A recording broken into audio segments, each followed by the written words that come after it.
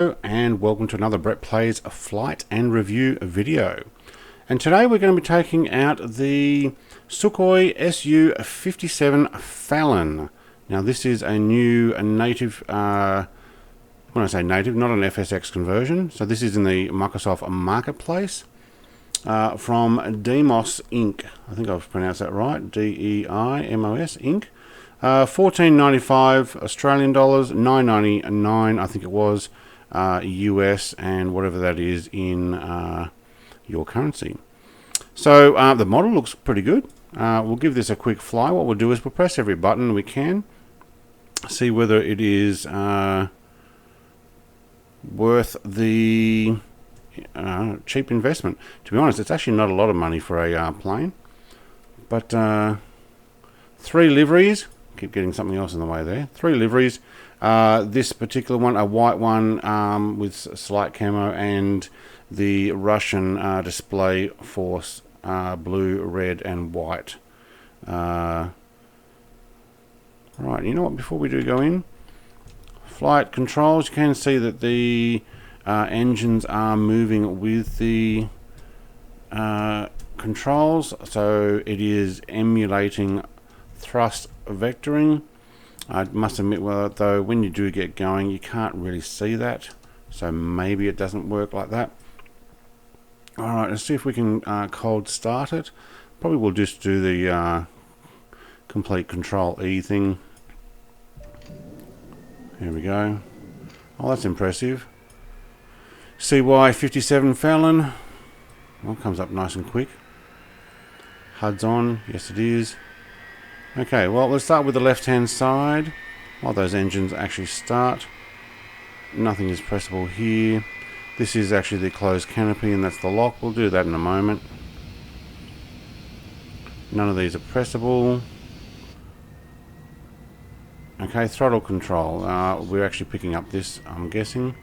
We do have our instrument panel lights. Cabin light, very bright light. We won't actually use that at the moment.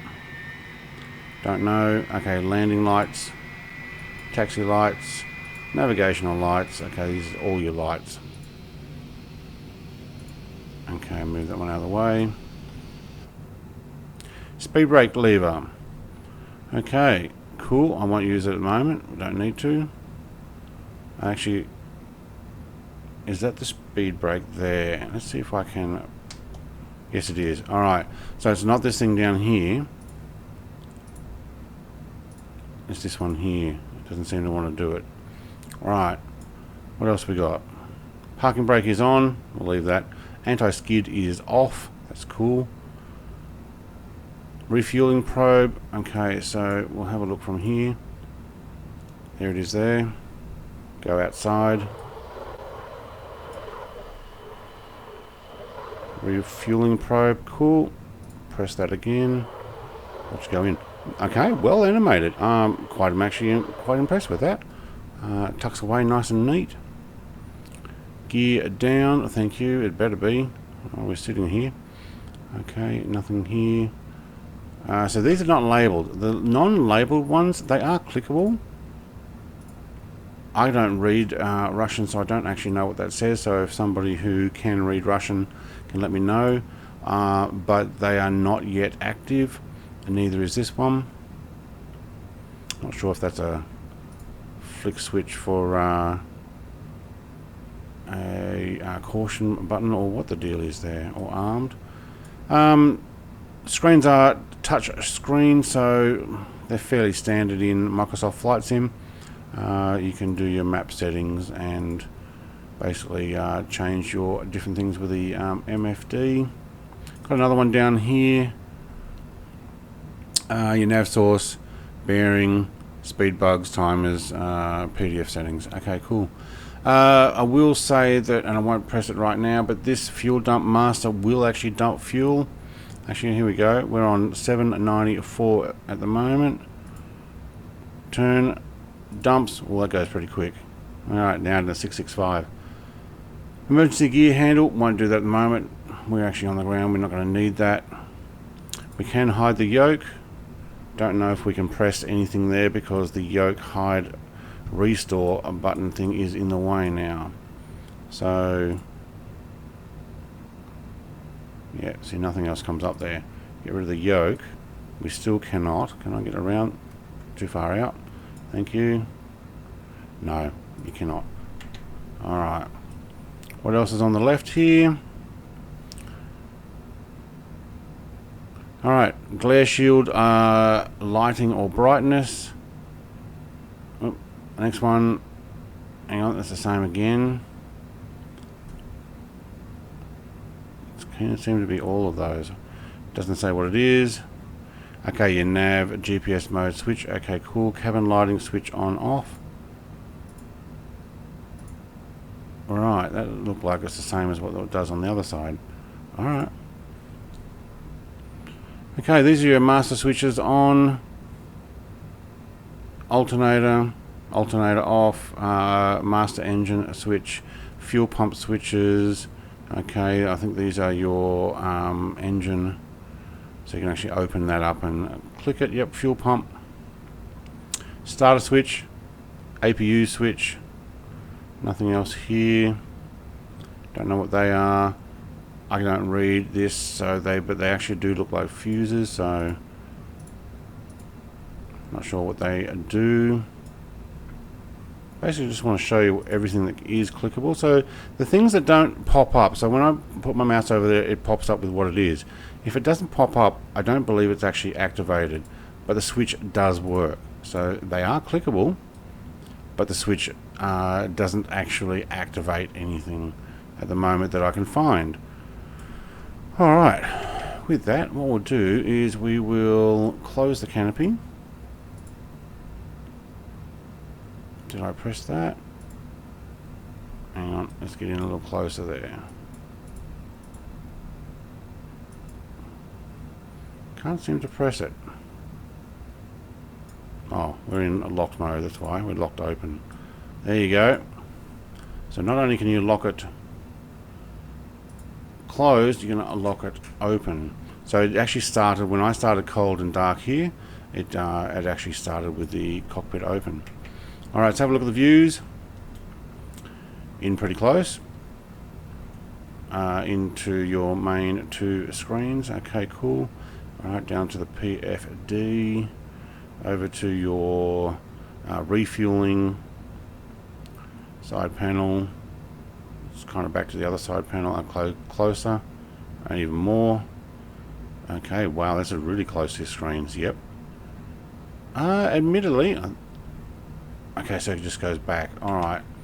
I think they've done quite a good job of moving around those screens. Compared with some other aircraft that I have seen, that did quite well. Alright. Got some heat blur running, thank you. Do like how those engines do move around. So far. It's a lot better than some of the other aircraft that I have tested, including the A10 that came out. So very good. Can we sit up higher? Yes, there we go. What we'll do is we'll do a quick run out around and see if we can get under the harbour bridge here at Sydney without a hit marker hitting the underneath of the bridge, like many aircraft seem to do.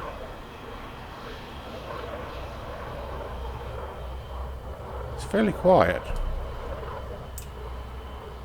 Put some brakes on there, thank you. Okay, turns really well.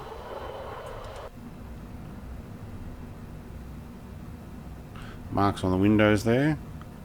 Can't see them as well there because there's less light. That's actually, you know, pretty good. If you have things that are perfect all the time, it doesn't look right. Oh, I'm going a little bit fast there. Alright, let's give this a quick run, and there's that rumble. So quiet while you're taxiing, but man does it give a good rumble when you get going. So that's full afterburner. It doesn't seem to spew out the effect there. I only had to run that back in a slight amount. Okay, it's probably complaining that I have the gear down still. There we go. Right, this thing will do Mark II at sea level. Pretty much there at. I do notice that. Okay, so let's put it on autopilot and direction. Hang on, where are we? So heading, autopilot, and we can actually do altitude hold. I've noticed, at least at speed, it gets quite rough with the altitude hold. As you can see me shaking there, the trim must be trying to do its best to... let's turn around. Let's go back to west, thank you. So that's autopilot turning it at the moment. I have slowed down. Okay, cool. Very nice model. You can see it shakes around a bit though on autopilot altitude hold. But if I don't have that altitude hold on, it's actually quite smooth. But let's give this a bit more of a blast. We definitely got a bit of a vapor effects there. It does seem to pull back. There we go. Right. So the vapor does sit there. So it's using the same smoke system that you can get in game. Alright, where are we? We are doing 700 knots. Oops. A little fast. So as far as speed, this thing really does get going. Compared with the FSX one that I have showcased before, speed's a lot higher. Oh, we do have a glass effect I can see there. Trying to look underneath, see if we can get under here without hitting anything. Yes, we can. Thank you. So no hit marker, no hidden file that sits way above. So that's good. Alright, let's bring it back around and see if we can land on the same runway we took off. So, opinion, flight-wise. Okay, so it's not the fastest to turn, but look at the amount of wingspan that's got and lift. So it's not going to be a roll like a Starfighter or a F1C Mirage or something that is basically a pencil with tiny wings. This has got some decent wings. Right, can I actually see the engines moving? No, I cannot. But we can put our air brakes on and they seem to push out the air on this one. Unlike things like the F-22 that pushes it in. And when you pull around for the runway, undo your air brakes, cool. Speed, I am going to need to slow down.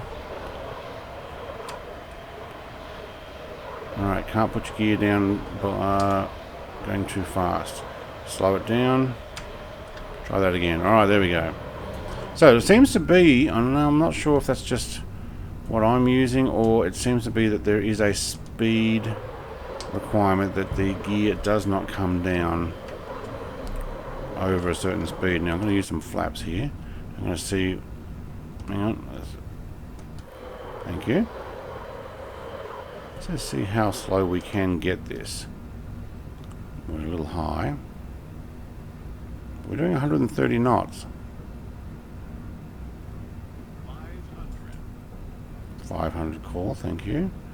I hear that. 122 knots, and I'm nose down. So, and that's no air brakes. So there's your air brakes. Be careful I don't drop right out of the sky too quickly there. Okay, that was fairly solid, but you know what? Quite impressed. See if we can pull up here, thank you. I don't think it has reverses or anything. No. It's worth a try. Sometimes planes are set up that when you put the reversers on, it pops out a parachute. I think it's mostly the FSX stuff that I've tried, and it does that. Looks like we've got a Eurofighter over here. And so how would I compare this with other aircraft? The A10 would be a 0 out of 10. The Eurofighter there would be a, well, it's had a few updates. I'm still thinking it's probably a 5 out of 10. Maybe a 6 with some of the improvements. This is way better than that. And it's about the same price, which is actually not too bad. The F-15 probably has a few more details inside it. I'm not so sure it's 100% better than that yet, or even better than the F-15. But you know what? I'm quite impressed with it for the price. So compared with things like the F-15, or I don't think you can even compare this with the F-14. But price-wise, it is priced very well. Yes, I would recommend it for that price. So, should you buy it? If you're into fighter jets, you're going to enjoy it.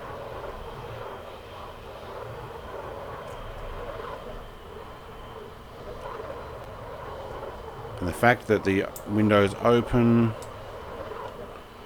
the front cowling stuff can come down. If I put my flaps all the way down, we will see things moving.